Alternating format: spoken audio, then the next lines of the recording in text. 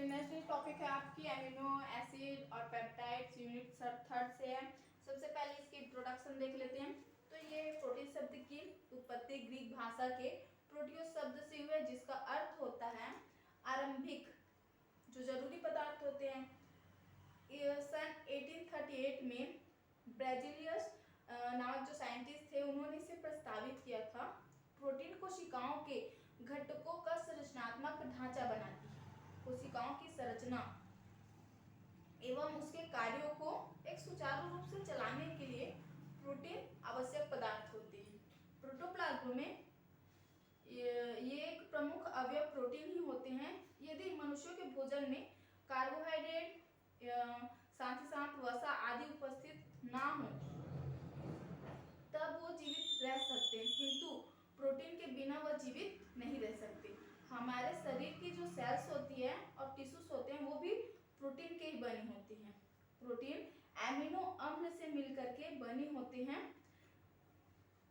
जैसे इसकी डेफिनेशन हम शो करें तो एमिनो अम्ल क्या हो जाएंगे कि मनुष्यों के भोजन में कार्बोहाइड्रेट, प्रोटीन, लिपिड पाए जाते हैं। साथ ही साथ प्रोटीन जीवों के लिए अत्यंत महत्वपूर्ण होते हैं और इनका निर्माण भी एमिनो एसिड से होता है। एमिनो एसिड को प्रोटीन के बिल्डिंग ब्लॉक कहा जाता है, मतलब भवन खंड कहते हैं। प्रोटीन क्योंकि आपकी जो एमिनो अम्ल होती है प्रोटीन्स के पॉलीमर्स होते हैं। सभी सजीव जीवों के प्रोटीन से अब तक के 20 लाख प्रमुख एमिनो एसिड्स को पृथक किए गए हैं। इसके अतिरिक्त 80 एमिनो अम्ल को भी पौधे, प्राणियों, सूक्ष्म जीवों से पृथक किए गए हैं। जैसे कि सिटुलिन जो तरबूज के रस से, साथ ही साथ कोलेजन से जो हाइड्रोक्सिलाइसिन होती है उसे प्राप्त किया जाता है। सामान्यतः एमिनो एसिड उस यौगिक को कहते हैं जिसमें एमिनो ग्रुप एवं एसिडिक फंक्शन पाया जाता है। बोल सकते हो एमिनो समूह या अम्लीय कार्य करें। एमिनो अम्ल की सामान्य संरचना को हम देखें तो ये इस तरह से होती है।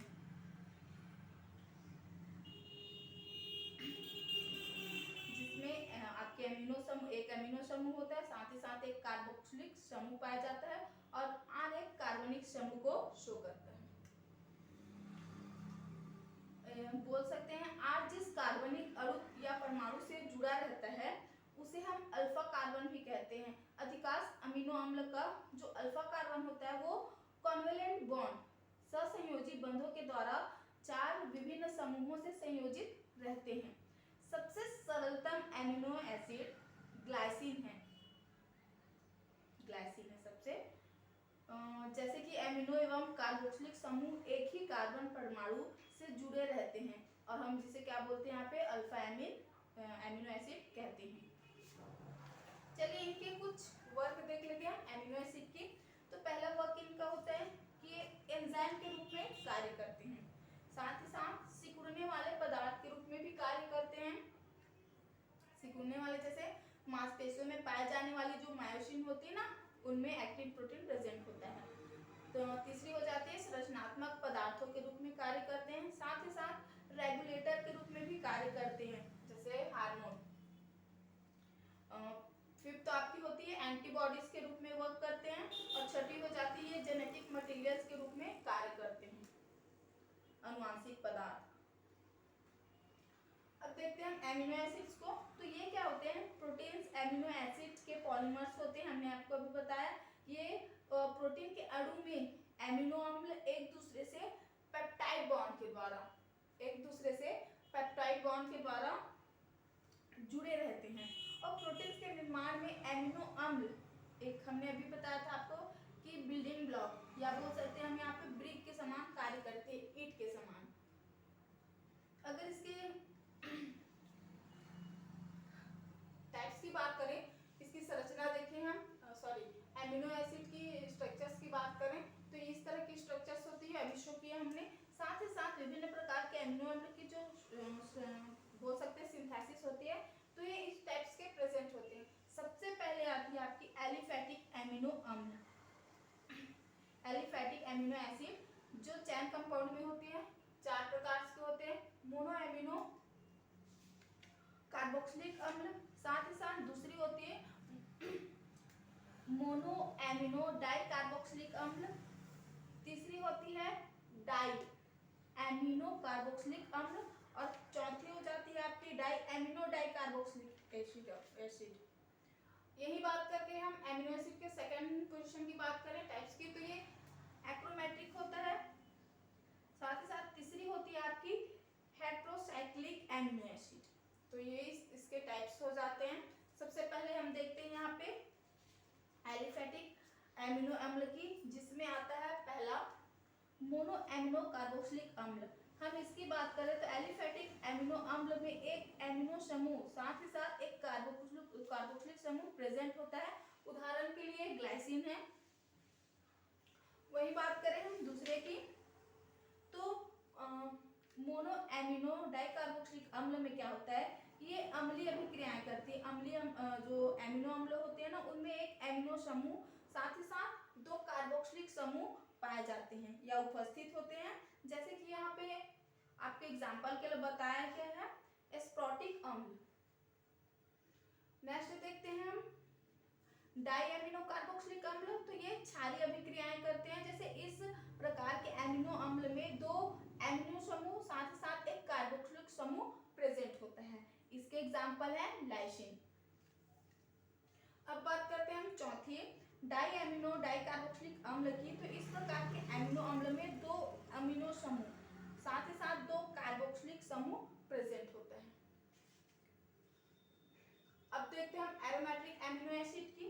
तो बात करें इसकी, तो ये मोनो एमिनो जो मोनो कार्बोक्सिलिक अम्ल होते हैं उसी की तरह न्यूट्रल या उदासीन होते हैं। इसके एग्जाम्पल है फिनाइल एनालिन। बात करें हम हेट्रोसाइक्लिक एमिनो एसिड की, तो मोनो एमिनो कार्बोक्सिलिक अम्ल होते हैं जो न्यूट्रल अभिक्रियाएं, परंतु इनमें क्या होती है, जो हिस्टडीन होती है वो आंशिक रूप से क्षारीय शो करते हैं। इसके एग्जाम्पल हो जाएंगे आपके ट्रिप्टोफैन। अब इनके क्लासिफिकेशंस की बात करें हम एमिनो अम्ल का वर्गीकरण, तो सबसे पहले इन्हें तीन प्रकार से वर्गीकृत किया गया, वो कंपोजिशन, नंबर और पोलैरिटी के आधार पे।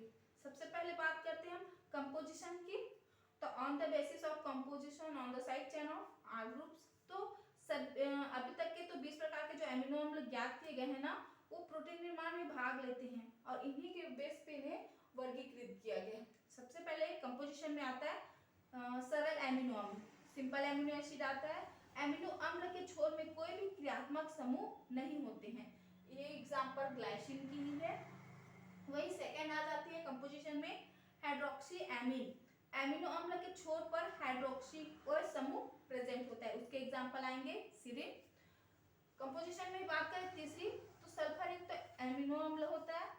एमिनो अम्ल के किनारे छोर पर सल्फर प्रेजेंट होगा, जैसे सिस्टीन। चौथी आ जाती है अम्लीय एमिनो अम्ल, एसिडिक एमिनो एसिड। तो एमिनो अम्ल के किनारे छोर पर कार्बोक्सिलिक समूह प्रेजेंट होता है, जैसे एस्प्रोटिक अम्ल। बात करें नेक्स्ट फिफ्थ एमिनो अम्ल एमाइड्स की। तो अम्लीय एमिनो अम्ल के व्युत्पन्न में जो उनकी डेरिवेटिव्स होते हैं उनमें, जिनमें कार्बोक्सिलिक समूह साथ ही साथ एमाइड समूह आपकी जो कार्बोक्सिलिक समूह होती है वो एमाइड समूह में स्थानांतरित हो जाती है, जैसे स्पाइराइजिन। नेक्स्ट बात करें क्षारीय एमिनो अम्ल की, बेसिक एमिनो एसिड। तो एमिनो अम्ल के किनारे छोर पर एमिनो ग्रुप जो होती है वो प्रेजेंट होती है, जैसे लाइसिन ही है। नेक्स्ट आती है आपकी हेट्रोसाइक्लिक एमिनो अम्ल, हेट्रोसाइक्लिक।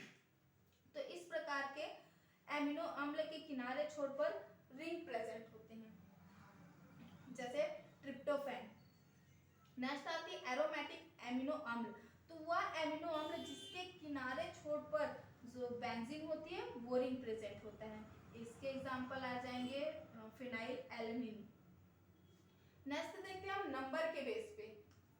तो on the basis of the number, तो जो सबसे पहले आपकी आती है mono amino mono carboxylic amino acid. तो उनमें पहला आता है एन सब्स्टिट्यूटेड, तो उसके एग्जांपल आएंगे आपकी ग्लाइसिन। साथ ही साथ दूसरी आएगी हेट्रोसाइक्लिक, जिसके एग्जांपल है कॉलिन। एरोमेट्रिक आएगा, जिसके एग्जांपल है फिनाइल एलिनिन। साथ ही साथ थायरोईथर आएगा, जिसका एग्जांपल है मिथियोनिन।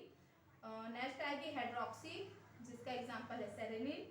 और नेक्स्ट है मरकेप्टो, जिसका एग्जांपल आएगा सिस्टर्नी, या बोल देंगे यहाँ पे सिस्टीन। तो नेक्स्ट आपकी आएगी कार्बोक्सिमाइड, तो ये इसका एग्जांपल आएगा एस्पेरेजिन। नेक्स्ट देखते हैं हम पोलैरिटी के बेस पे, मतलब ध्रुवता के आधार पर। तो उनमें सबसे पहला आएगा आपका एलिफेटिक, तो उनके उदाहरण आ जाएंगे एलानिन, साथ ही साथ एरोमेटिक, वो भी रिंग के साथ होंगे, उनके एग्जाम्पल आएंगे आपके फिनाइल एलानिन।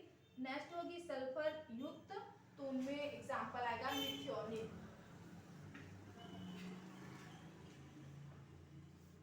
वही बात करें उनमें अगर चार्जेस ना हो, मतलब अनचार्जेड ग्रुप वाले हों, तो क्या हो जाएगा आपके हाइड्रोक्सिल समूह के कारण उनके एग्जाम्पल आ जाएंगे सेरेनिन। साथ ही साथ ऐसे ही एमाइड समूह के कारण भी आ जाएंगे, तो उनके एग्जाम्पल आएंगे एस्पेरेजिन।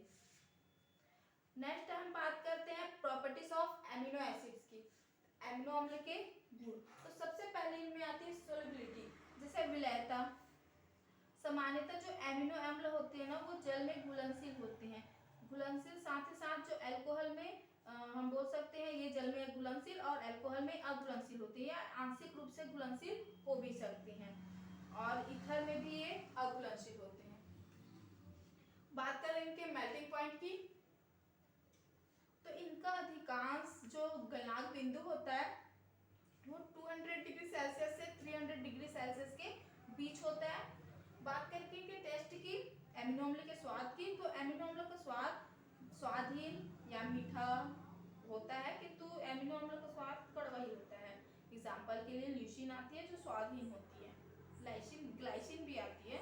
नेक्स्ट है एम्फोटेरिक गुण, जो बैक्टीरियन संरचना होती है उसके बेस पे एमिनो अम्ल के जो कार्बोक्सिलिक समूह होते हैं और एमिनो समूह, इन दोनों में प्रेजेंट होते हैं, और ये दुर्बल अम्ल और दुर्बल क्षार की तरह वर्क करते हैं। और इन दोनों गुणों के आधार के मतलब इन दोनों के कारण ही हम एमिनो अम्ल को एम्फोटेरिक, यौगिक या कंपाउंड, या बोल सकते हो आप द्विध्रुवता या बैक्टीरियंस कहते हैं। नेक्स्ट आपकी आती है एमिनो अम्ल के पहले कार्बन परमाणु के साथ कार्बोक्सिलिक समूह जुड़ा रहता है और दूसरे कार्बन के साथ एमिनो समूह जुड़ा रहता है, जिसे हम क्या बोलते हैं अल्फा कार्बन।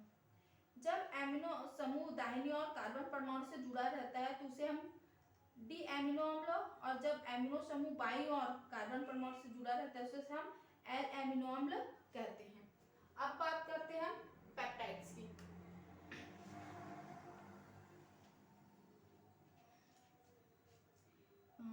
एक मिनट, यहाँ पे हम कुछ एमिनो एसिड में देख लेते हैं। एमिनो एसिड में कुछ आवश्यक या अनावश्यक एमिनो अम्ल भी होते हैं, एसेंशियल और नॉन एसेंशियल, जो संश्लेषित होते हैं या संश्लेषित किए जाते हैं, उन्हीं के आधार पर 3 समूह में बांटा गया है। तो सबसे पहले इसमें आ जाता है आपके एसेंशियल एमिनो एसिड। तो इस तरह के एमिनो अम्ल शरीर में संश्लेषित नहीं होते, हम उसे भोज्य पदार्थ के द्वारा एब्जॉर्ब करते हैं या प्राप्त करते हैं, जैसे वैलिन।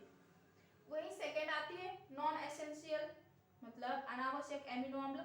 तो ये वो एमिनो अम्ल है जिनका शरीर में संश्लेषण किया जाता है, और इस तरह के 12 एमिनो अम्ल हम मतलब मनुष्यों के शरीर में एक विशिष्ट स्थान रखते हैं, जैसे एलेनिन या अर्जिनिन भी होती है, ग्लाइसिन भी प्रेजेंट होती है। तीसरी आ जाती है आपकी, हम बोल सकते हैं सेमी एसेंशियल एमिनो एसिड, मतलब अर्ध आवश्यक एमिनो अम्ल। ये ऐसे एमिनो अम्ल हैं जिनका आंशिक संश्लेषण तो शरीर में होता है और कुछ शरीर से के बाहर से हम भोजन के रूप में एब्जॉर्ब करते हैं। एक सब एग्जांपल अर्जिनिन होगा या हिस्टिडीन। अब बात करते हैं पेप्टाइड्स की। तो पेप्टाइड्स जब 2 या 2 से अधिक एमिनो अम्ल, इसके डेफिनेशन में लिखिएगा कि क्या हो जाएगा, जब 2 या 2 से अधिक एमिनो अम्ल पेप्टाइड बंधों के द्वारा आपस में संयोजित होते हैं, साथ ही साथ जो पदार्थ बनता है हम उसे पेप्टाइड कहते हैं। और पेप्टाइड बंध से आशय एमिनो अम्ल के बीच एमाइड की कड़ी से होता है। ऐसे एमिनो अम्ल जिसमें एक पेप्टाइड लिंकेज, हम बोल सकते हैं पेप्टाइड सहलनता प्रेजेंट होते हैं, उसे हम डाइपेप्टाइड साथ ही ऐसे अणु जिसमें दो पेप्टाइड संलग्नता प्रेजेंट होती है उनको हम ट्राइपेप्टाइड कहते हैं। इसी तरह से टेट्रापेप्टाइड जिसमें तीन पेप्टाइड संलग्नता होगी, साथ ही साथ 10 एमिनो अम्ल से अधिक संयोजन से बनने वाले पदार्थ को हम ऑलिगोपेप्टाइड कहते हैं।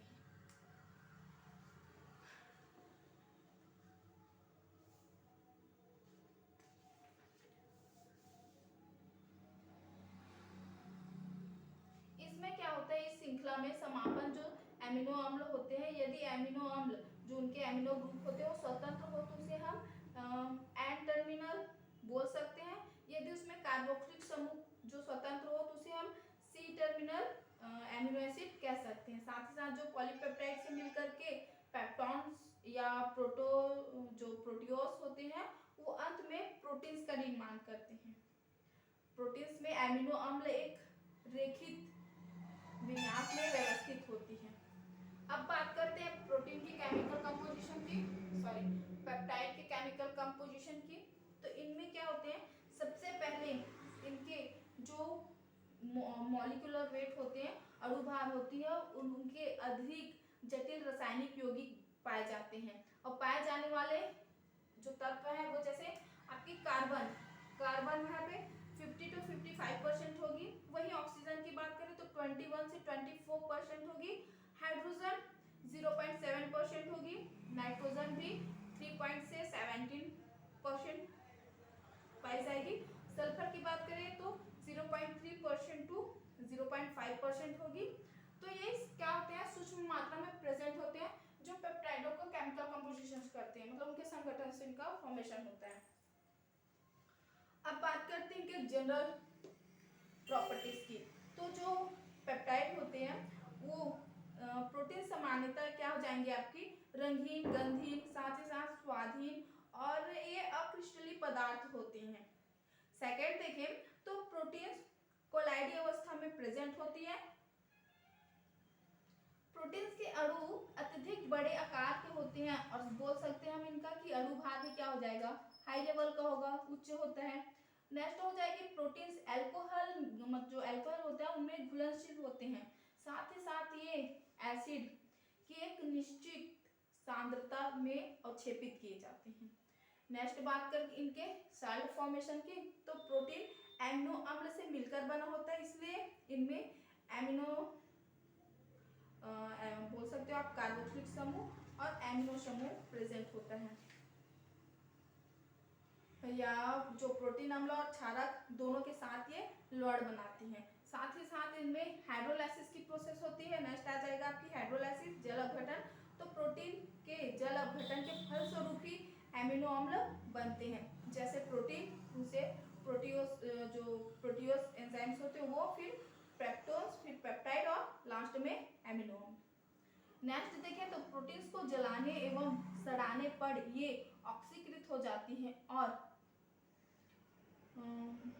किसी निर्जीव शरीर के डिशे पर उत्पन्न होने वाले दुर्गंध एमिन के ही बनने के कारण होते हैं, हम यहाँ पे बोल सकते हैं। तो ये थी आपकी एमिनो एसिड और पेप्टाइड।